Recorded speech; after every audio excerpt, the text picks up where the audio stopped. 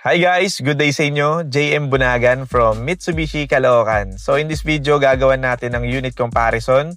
Yung Triton GX automatic natin and Triton GLX automatic 2026. SRP nung Triton GX is 1,430,000 and may discount po ito na 155,000. While yung GLX automatic naman, ang SRP po niya is 1,735,000 and may discount po ito na 185,000. So, ang ganda ng discount na binibigay natin dito sa Triton natin. Dimensions, overall length is 5,320mm. Overall width is 1,865mm. Overall height is 1,795mm. Ground clearance ng Triton natin is 222mm.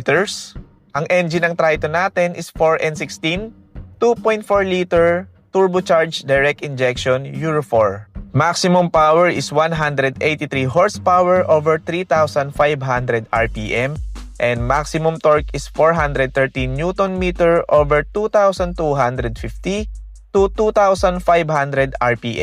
Transmission is 6-speed automatic transmission. Suspension sa harap is independent wishbone with coil spring and suspension sa likod rigid with lip springs. Equipped ng hydraulic power steering, tilt, and telescopic. Multi-around system, equip ang Triton natin ng 8-inch touchscreen monitor compatible ng Apple CarPlay and Android Auto.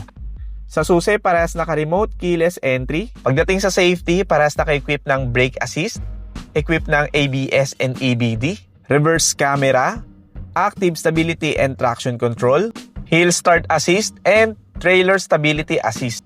Next naman natin pag-usapan ay yung difference nilang dalawa. Yung Triton GX natin wala siyang fog lights, while sa GLX automatic meron po itong fog light. Yung Triton GX natin wala po siyang daytime running lights, while sa Triton GLX automatic naka-equip po ito ng halogen daytime running lights. Sa mags and wheels, magkaiba yung design nilang dalawa. Ganito yung sa GX, while ganito yung sa GLX.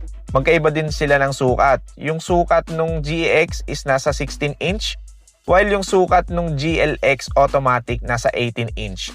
Steering wheel, yung GX naka-urethane, while yung sa GLX automatic naka-leather wrap.